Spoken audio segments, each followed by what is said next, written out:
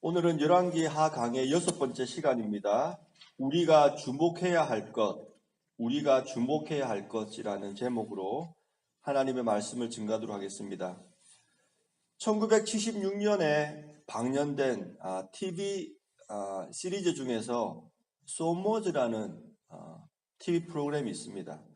이 소머즈의 영어 제목 이름은 바이오닉 워먼입니다. 생체공학 여인이지요.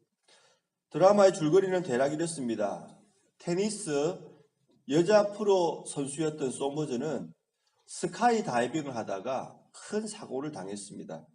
오스카 골드먼과 루디 웰즈라는 의사가 소머즈의 생명을 구해주었을 뿐만 아니라 생체공학을 이용해서 인공기관을 소머즈에게 이식했습니다. 그 결과 소머즈는 보통 사람이 들을 수 없는 주파수의 소리를 들을 수 있었을 뿐만 아니라 아주 먼 거리에 있는 소리까지 들을 수가 있게 되었습니다.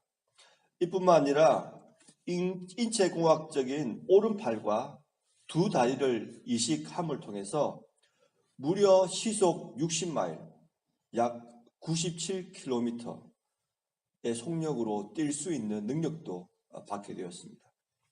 소머즈는 중학교 선생님이었지만 그녀의 진짜 역할은 자신이 새롭게 구원받은 그 능력, 그러니까 엄청난 귀, 들을 수 있는 능력, 그리고 오른팔 두 다리로 정부 기관을 위하여 일하는 스파이로 활동하게 된다는 이야기입니다.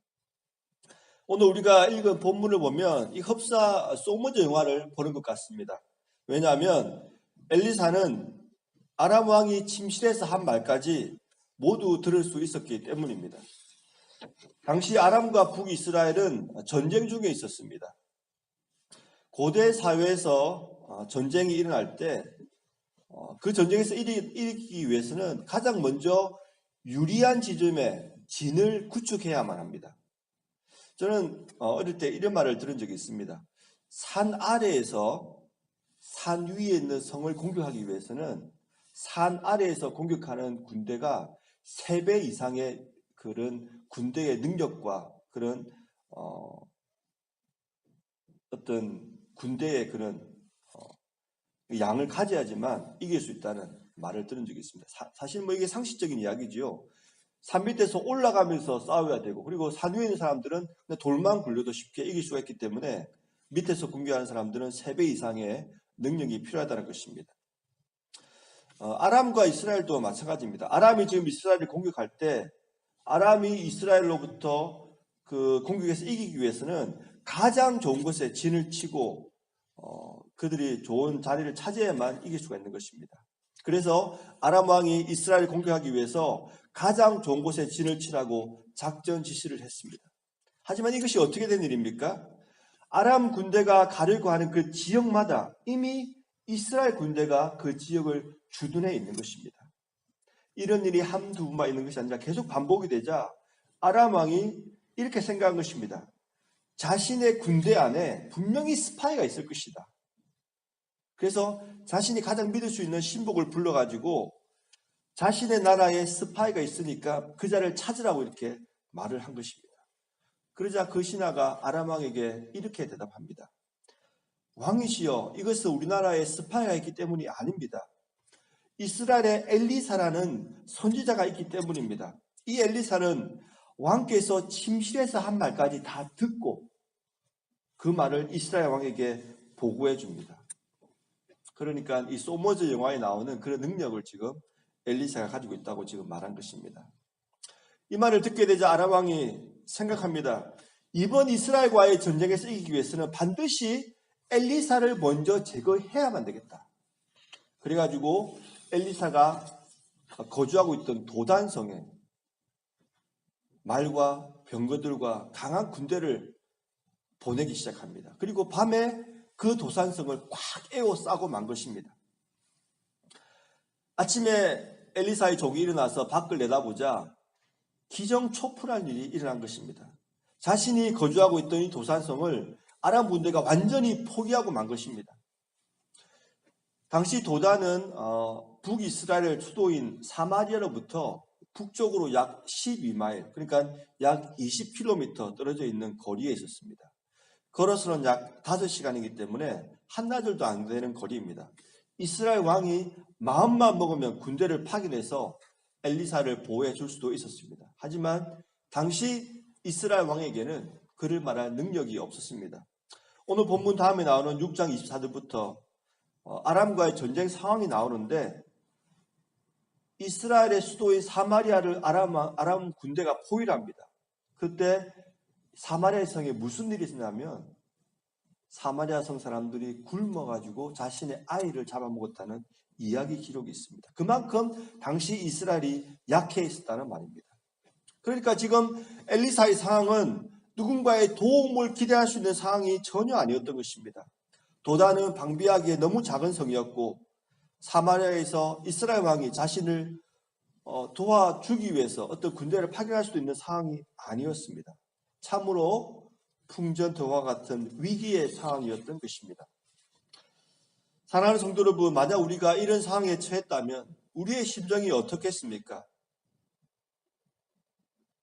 혹시 우리도 이와 같이 두려운 상황 가운데 처했지는 않습니까? 누구도 우리를 도와줄 수도 없는 상황 말입니다. 그런데 오늘 본문을 아무리 자세히 읽어봐도 엘리사가 두려워했다는 그런 기록이 나와 있지가 않습니다. 반면에 아주 담대했던 것 같습니다. 하지만 엘리사의 사화는 두려움에 떨고 있었습니다. 상황은 똑같은데 한 명은 평안했고 한 명은 두려움에 휩싸였습니다. 왜 이런 일이 발생했을까요?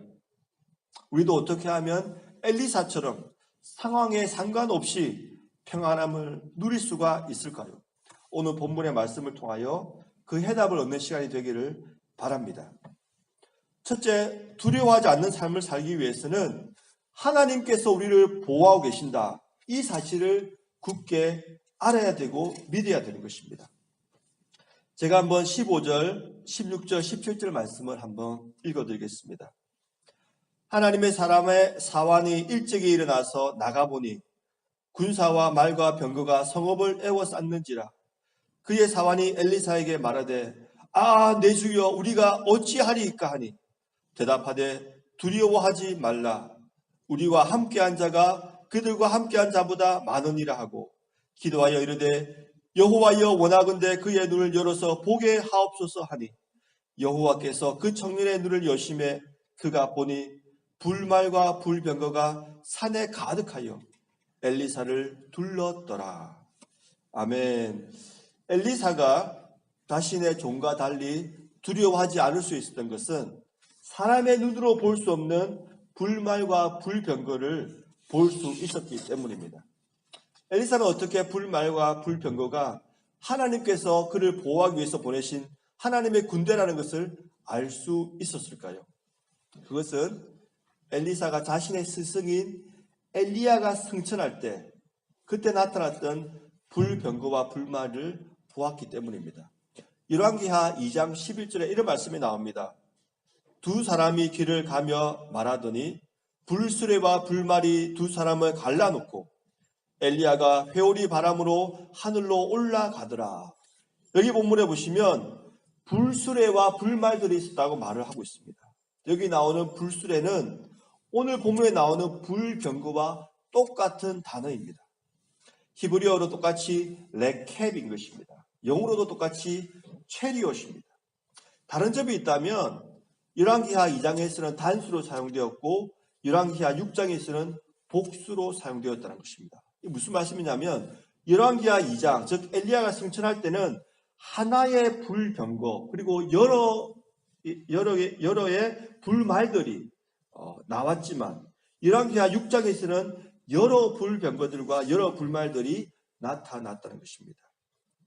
그러니까 엘리야가 승천할 때 나타났던 불말과 불병거를 엘리사가 위기에 처했을 때 하나님께서 다시 그 불말과 불병거를 보내셔서 보호해 주셨다는 것입니다. 사랑하는 성도 여러분, 비록 우리의 육신의 눈에는 보이지 않지만 하나님께서 우리를 항상 보호하고 계신다. 이 사실을 믿음의 눈으로 볼 수 있어야 합니다. 그래야지만 두려움의 상황에서 평안을 누릴 수가 있는 것입니다. 근데 본문을 보시면 흥미로운 것이 하나 있습니다. 그것이 뭐냐면 엘리사가 위기의 상황에 처해서 하나님께 기도하여 불말과 불병거를 보내달라고 요청하지 않았다는 것입니다. 하나님께서 이미 엘리사의 필요를 아시고 불말과 불병거를 보내신 것입니다. 이것은 참으로 놀라운 진리입니다. 사랑하는 성도 여러분, 하나님께서는 이미 우리의 사정을 아시고 이미 우리에게 필요한 것을 보내셔서 우리를 보호해 주시는 것입니다. 우리가 어려움에 처할수록 하나님께서 우리와 더욱더 가까이 계시고 우리를 지키시고 보호하신다는 사실을 굳게 믿어야 합니다. 우리가 잘 알고 있는 유명한 시가 한 편이 있습니다. 모래 위에 발자국이라는 시입니다. 어느 날 밤 꿈을 꾸었네. 주와 함께 바닷가를 거니는 꿈이었네. 하늘을 가로질러 빛이 임한 그 바닷가 모래 위에서 두 짝의 발자국을 보았네. 한 짝은 내 것, 또 한 짝은 주님의 것. 거기서 내 인생의 장면들을 보았네.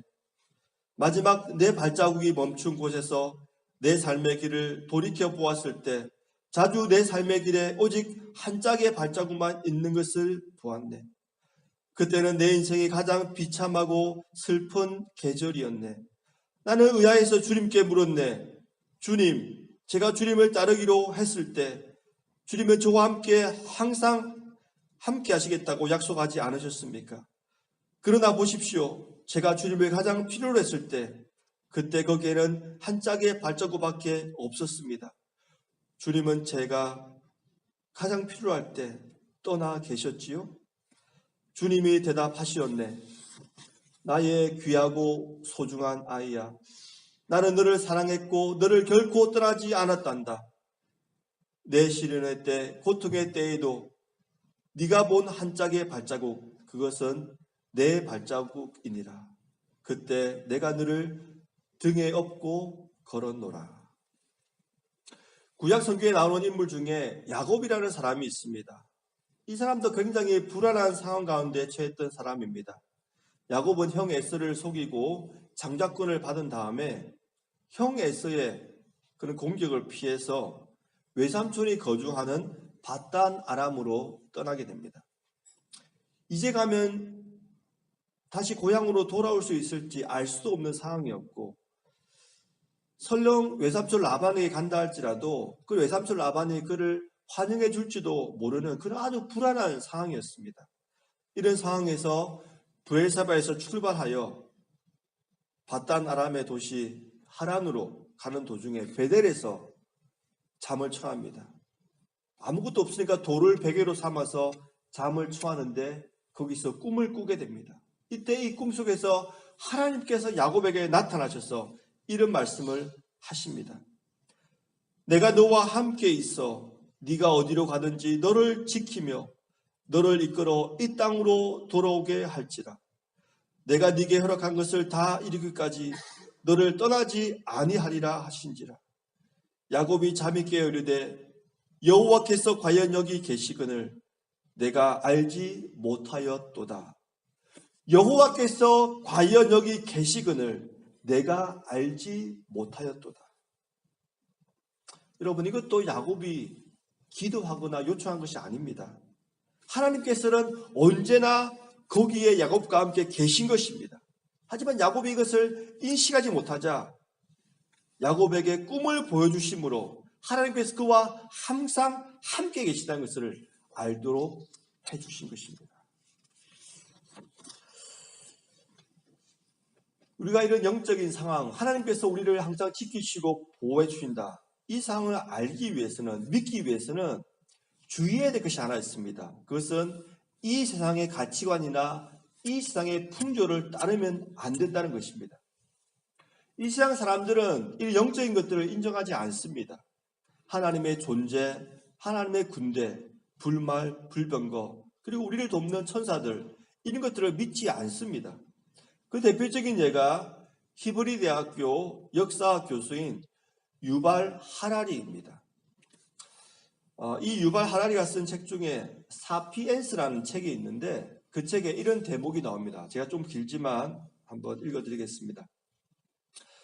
미국 독립선언문의 가장 유명한 구절을 생물학 용어로 한번 번역해보자. 우리는 다음의 진리가 자명하다고 믿는다. 모든 사람은 평등하게 창조되었으며 이들은 창조주에게 생명, 자유, 행복의 추구를 포함하는 양도 불가능한 권리를 부여받았다. 생물학에 따르면 인간은 창조되지 않았다. 진화했다. 또한 평등하게 진화하지 않은 것이 분명하다. 평등 사상은 창조 사상과 뗄 수 없게 얽혀 있다. 미국인들은 평등 사상을 기독교 신앙에서 얻었다. 모든 사람의 영혼은 신이 창조했으며 신 앞에 모두 평등하다고 주장하는 신앙 말이다. 하지만 만일 우리가 신과 창조와 영혼에 관한 기독교 신화를 믿지 않는다면 모든 사람은 평등하다는 말은 무슨 의미인 것일까? 생물학에 따르면 사람은 창조되지 않았을 뿐만 아니라 사람에게 무언가를 부여하는 창조주 같은 것도 없다. 존재하는 것은 오직 맹목적인 진화 과정일 뿐이며 개인은 어떤 목적도 없이 그 과정에서 탄생한다. 창조주에게 부여받았다는 단순히 태어났다고 번역되어야 할 것이다.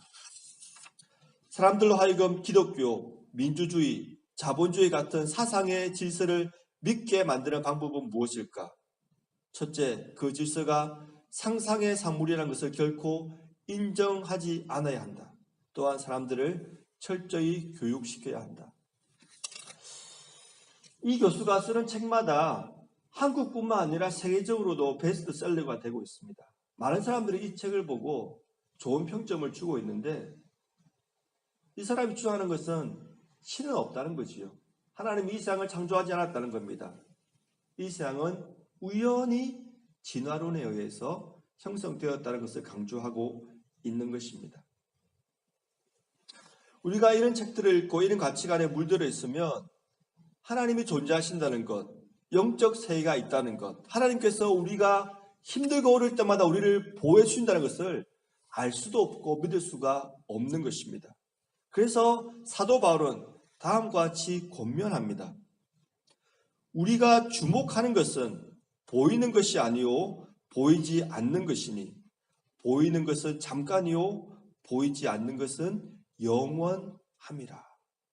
우리가 정말로 주목해야 할 것은 보이는 것이 아니고 보이지 않는 것이라는 것입니다.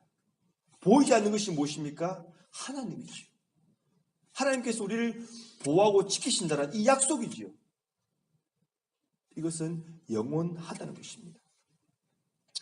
마지막으로 이렇게 영적인 것, 하나님, 그리고 하나님께서 군대를 보내서 우리를 보호하신다는 것, 이런 것을 보는 것이 중요한데 어떻게 하면 이런 것을 볼 수 있을까요? 17절에 그 해답이 있다고 생각합니다. 제가 한번 다시 17절의 말씀을 읽어드리겠습니다.